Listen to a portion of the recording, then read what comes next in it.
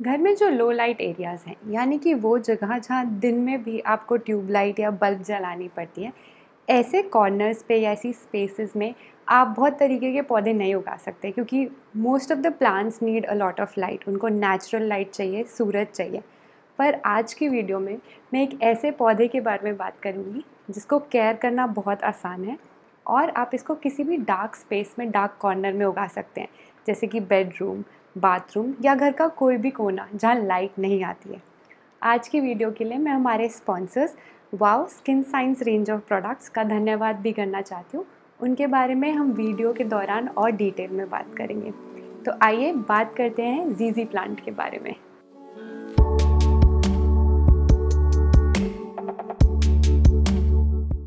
ये एक जीजी प्लांट है। अब इस पौधे के मोस्टली दो वेरिएशन मिलते हैं मार्केट में। एक तो ये हरा हो गया जिसके पत्ते हरे हैं। दूसरा जो वेरिएशन है इस प्लांट का वो है जिसके पत्ते काले हैं। मेरे पास वो पौधा नहीं है तो मैं दिखा नहीं पाऊँगी इस बारी, लेकिन इसके मोस्टली आपको यही दो प्रकार मिलेंगे। और जो भी आज मैं शेयर करूँगी टिप्स और आइडियाज़ और ट्रिक्स, वो दोनों पे एप्लीकेबल हैं। अब सवाल ये है कि ये पौधा जीजी क्यों कहलाता है, इसको जीजी प्लांट क्यों कहते हैं। इसके लिए मेरे पास एक इंटरेस्टिंग स्टोरी है। मैं रिसेंटली नर्सरी गई थी और नर्सरी जाके अक्सर मैं नर्सरी वाले भैया से काफ़ी गप मार लेती हूँ। तो वी वर टॉकिंग कि जीजी प्लांट काफ़ी अच्छा कर रहा है, लोगों को काफ़ी पसंद आ रहा है। और फिर वो मुझसे पूछते हैं कि मुझे एक बात नहीं समझ आती कि इस पौधे को जीजी क्यों कहते हैं, ये तो बड़ा अजीब नाम है। तो दिस मेड मी रियलाइज़ कि एक्चुअली मैं अपनी वीडियो में इस बारे में ज़रूर बात करूँगी। तो एक्चुअली ये प्लांट जो है, अगर हमारी भाषा में कहा जाए, हम जो इंग्लिश बोलते हैं ब्रिटिश इंग्लिश, टेक्निकली ये ZZ प्लांट होना चाहिए, क्योंकि ये US से मोस्टली ट्रेंड में आया है। इंडिया में सोशल मीडिया ने इसको फेमस किया है। तो जो ब्रिटिश हैं वो तो Z कहते हैं, लेकिन Z को अमेरिकन Z कहते हैं। तो वो ZZ प्लांट जो है वो उसका शॉर्ट फॉर्म है उसके साइंटिफिक नेम का। अब इसका जो साइंटिफिक नेम है वो काफ़ी ख़तरनाक है। मैं अपने फ़ोन से पढ़ के रीड करना चाहती हूँ because I don't want to say it wrong. तो इसको कहते हैं ज़ैमियोकॉल्कस ज़ैमिफोलिया। मैं साइंस स्टूडेंट रही हूँ पर तब भी मुझे भी फ़ोन की ज़रूरत पड़ी इस नाम को पढ़ने के लिए। और क्योंकि ये नाम इतना डिफ़िकल्ट है बोलना, तो इसका शॉर्ट फॉर्म जो होता है वो ZZ हो जाता है या ZZ हो जाता है, और इस कारण से इस पौधे को जीजी प्लांट कहते हैं। अब इसकी केयर के बारे में मैं एक चीज़ दिखाना चाहती हूँ। ये मेरा एक पौधा है जीजी प्लांट का, और आप देखेंगे तो इसके स्टेम जो है वो काफ़ी मोटी है, इसकी डंडी काफ़ी मोटी है। पर ये जो पौधा है ये भी जीजी प्लांट है, सेम स्पीसीज है, सब कुछ सेम है। उसके बावजूद आप देखोगे तो इसके स्टेम जो है बहुत पतले हैं। अब अगर आप चाहते हैं कि आपका पौधा लंबा हो और मोटे स्टेम्स हो, तो ट्रिक ये है कि जो बाकी स्टेम्स आएंगी उनको आप काट दीजिए।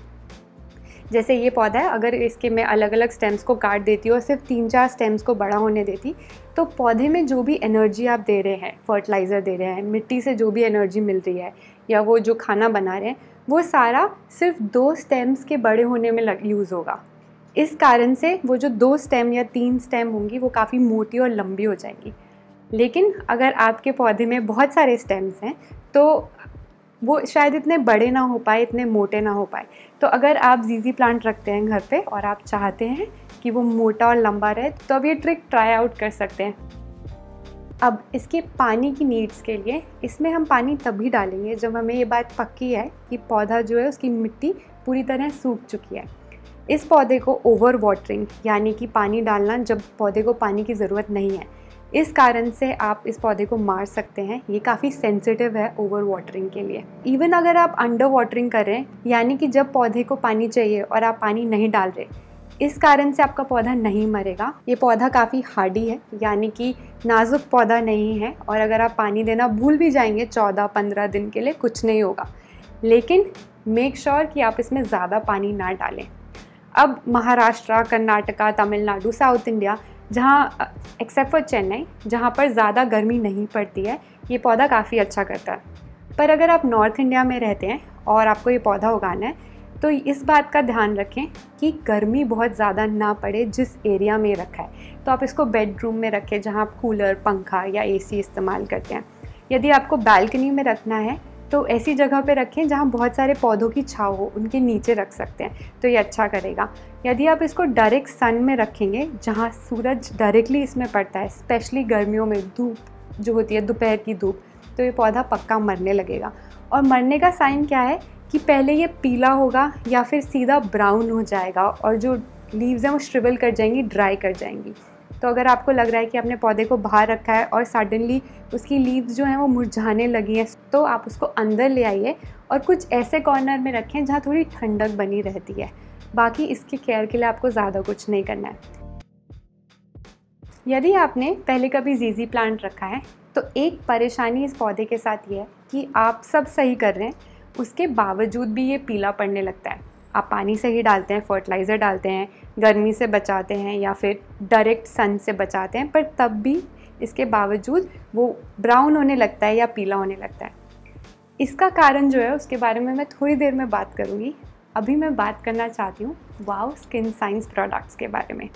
इनके जो प्रोडक्ट्स हैं उनकी एक बहुत ही बड़ी रेंज है और आज मैं स्पेसिफिकली इनके hair care product ACV shampoo यानी कि एप्पल सिडर विनेगर शैम्पू और उनके coconut with avocado oil conditioner के बारे में बात करना चाहूँगी। तो आज से 3-4 साल पहले जब मैं बैंगलोर में रहती थी तो मुझे पता चला कि ये जो प्रोडक्ट्स हैं, मोस्टली शैम्पूज़, ये कुछ ऐसे केमिकल्स यूज़ करते हैं जैसे सिलिकॉन, जो एक परत बना लेता है हमारे बाल के ऊपर। तो उस टाइम टेम्परेरली वो बाल काफ़ी सॉफ्ट और अच्छे हो जाते हैं, पर ये जो केमिकल्स है इनका हमारी बॉडी पे लंबे समय में काफ़ी बुरा असर होता है फिजियोलॉजिकली स्पीकिंग। और उस टाइम मुझे सबसे पहले पता चला वाव के बारे में। तो आज मैं स्पेसिफिकली जो बात कर रही हूँ इनके कंडीशनर और शैम्पू के बारे में, ये बालों को साफ़ रखने में मदद करते हैं, एक्सेस ऑयल को हटाते हैं और डैंड्रफ हटाने में भी काफ़ी एफिशिएंट है। तो ये जो प्लांट बेस्ड प्रोडक्ट्स हैं इनको आप नीचे दिए गए लिंक से डाउनलोड कर सकते हैं या फिर आप इनकी ऐप भी यूज़ कर सकते हैं जो काफ़ी आसान है इस्तेमाल करनी। इन सभी का लिंक मैं इस वीडियो के नीचे डाल दूँगी। एक चीज़ जो मुझे काफ़ी इंटरेस्टिंग लगी वो ये है कि they come with this QR scan code. इस कोड को स्कैन करके आप जान सकते हैं कि ये जो आपने प्रोडक्ट ख़रीदा है वो ऑथेंटिक है या नहीं। Quite interesting, right? तो आइए वापस बात करते हैं अपने जीजी प्लांट के बारे में।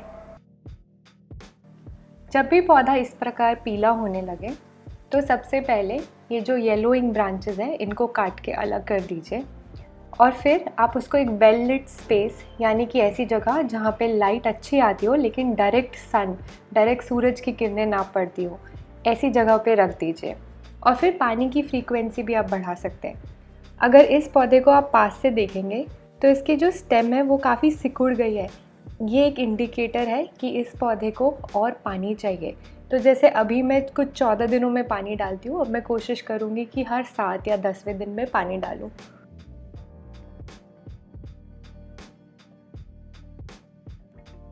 एक और परेशानी इस पौधे के बारे में ये है कि ये ग्रो नहीं करता। हमें लगता है कि बहुत समय से ये इसी हाइट पर और कुछ हो नहीं रहा है। किसी भी इंडोर प्लांट में जब आपको ये शिकायत हो कि ये बढ़ नहीं रहा है, आप उसको ट्रिम कर दीजिए, यानी कि आप उसको इस तरीके से क्लिप कर दीजिए। इससे आपके पौधे में न्यू ग्रोथ आने लगेगी कुछ 7 से 10 दिनों में। और मैं हाईली रेकमेंड करूँगी कि इस पौधे को जल्दी रीपॉट ना करें।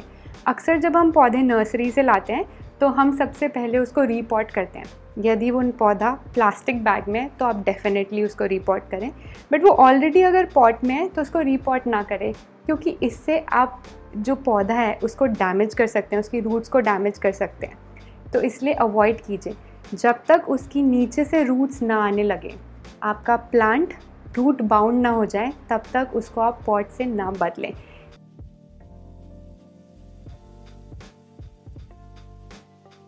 अब बात करते हैं प्रोपगेशन के बारे में। यानी अगर आपके पास ऑलरेडी जीजी प्लांट है तो अगर आप उससे और पौधे बनाना चाहते हैं, बेबी पप्स बनाना चाहते हैं, तो क्या कर सकते हैं? सबसे आसान और अच्छा तरीका तो ये है कि आप पौधे को अपरूट करिए, पॉट से बाहर निकाल लीजिए और ये जो बल्ब्स हैं इनको सेपरेट कर लीजिए।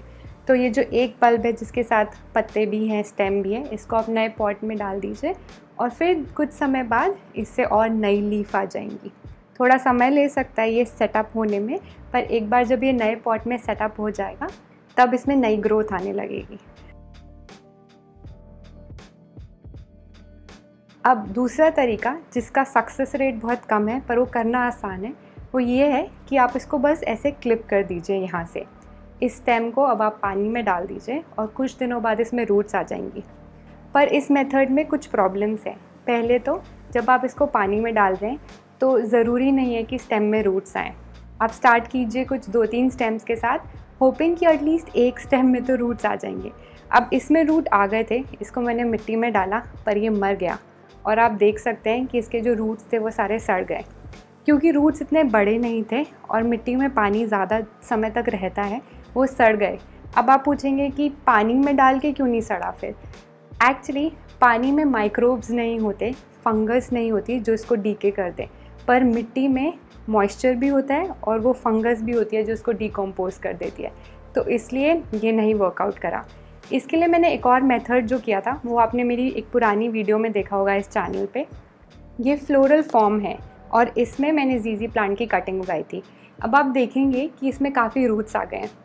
इस टाइम पे मैं नहीं इसको ट्रांसफ़र करूँगी, मैं कोशिश करूँगी कि थोड़ी और रूट्स आ जाएँ, थोड़ा बड़ा हो जाए। इसका प्रॉब्लम एक ये है, क्योंकि ये फ्लोरल फॉर्म है, इसमें न्यूट्रिएंट्स तो है नहीं किसी भी तरीके के, तो ये पौधा जो है वो पीला पड़ने लगा है। तो मैं कोशिश कर रही हूँ कि कुछ 1 हफ़्ता और चल जाए ताकि रूट्स थोड़े बड़े हो जाएं और फिर इसे मैं मिट्टी में डाल दूँ, वरना ये भी शायद मिट्टी में सड़ जाएगा। एक इंटरेस्टिंग बात आप सबके लिए ये है कि मैं काफ़ी टाइम फ्लोरल फॉर्म का इस्तेमाल करती हूँ। ये बुके में यूज़ होती है, फूल सजा के जब आते हैं बुके में वो फोम का इस्तेमाल करते हैं। फोम जो है वो पानी रोक सकती है लंबे समय के लिए।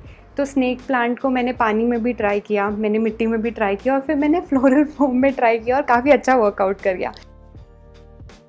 आई होप आपको ये वीडियो पसंद आई। अगर आपको ऐसी इंडिविजुअल प्लांट वीडियोस पसंद आती हैं तो मुझे नीचे बताइए कि और कौन से ऐसे कॉमन प्लांट्स हैं जो आपके पास हैं जिनके बारे में हम वीडियोस में बात कर सकते हैं। देखने के लिए बहुत बहुत धन्यवाद।